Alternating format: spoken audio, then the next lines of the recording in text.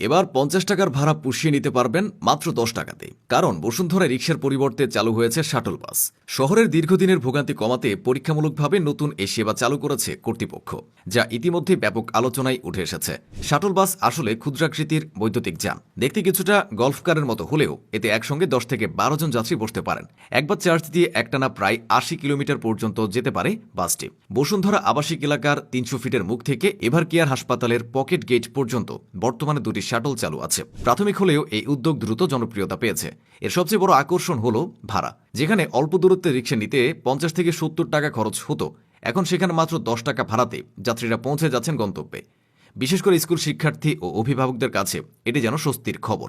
একজন শিক্ষার্থী জানিয়েছেন, রিকশায় ৪০ টাকার বেশি ভাড়া লাগত, অথচ শাটলে মাত্র ১০ টাকায় পুষিয়ে নেওয়া যাচ্ছে। তাছাড়া একসঙ্গে অনেকে উঠতে পারায় নিরাপত্তাও নিশ্চিত হচ্ছে।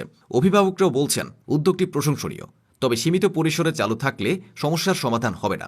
প্রয়োজন অধিক সংখ্যক বাস, যাতে পুরো এলাকাতে যাতায়াতের নতুন দিগন্ত উন্মোচিত হয়। শাটল বাস শুধুই সাশ্রয়ী নয়, বরং পরিবেশ বান্ধব।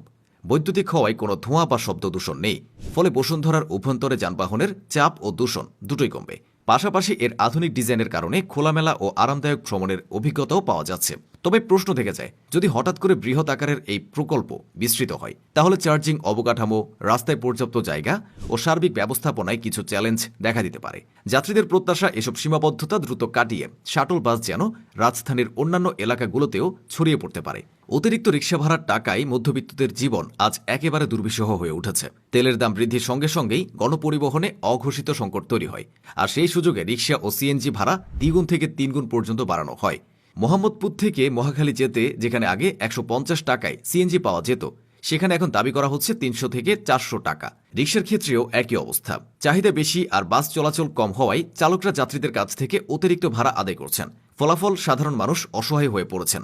যাত্রীদের অভিযোগ, তেলের দাম বাড়া মাত্রই পরিবহন মালিকরা বাস বন্ধ করে দেন, যাতে ভাড়া বাড়ানোর চাপ তৈরি করা যায়। সিএনজি রিকশা চালকরাও সেই সুযোগে অতিরিক্ত অর্থ দাবি করা শুরু করেন। সবশেষ চাপ গিয়ে পড়ে সাধারণ মানুষের ঘাড়ে। অফিসগামীদের অনেকে হেঁটে যাচ্ছেন, আবার কারো কারো দৈনন্দিন খরচ বেড়ে গেছে কয়েক গুণ। এই বাস্তবতায় শাটল বাস উদ্যোগ যেন আলোর দিশা দেখাচ্ছে। মাত্র ১০ টাকায় আরামদায়ক, নিরাপদ ও পরিবেশ বান্ধব যাতায়াতের সুযোগ যদি বসুন্ধরায়ও সম্ভব হয়, তবে কেন রাজধানীর অন্যান্য এলাকায় নয়? ঢাকার যাত্রী সাধারণ বহুদিন ধরে সাশ্রয়ী ও টেকসই পরিবহন ব্যবস্থার অপেক্ষায়। শাটল বাস হয়তো সেই পরিবর্তনের প্রথম ধাপ। যদি পরিকল্পনা অনুযায়ী বিস্তৃত করা যায়, তবে এটি শুধু ভাড়ার নৈরাজ্য কমাবে না, বরং নগরের জীবনে যুক্ত করবে এক নতুন স্বস্তি ও শৃঙ্খলার মাত্রা।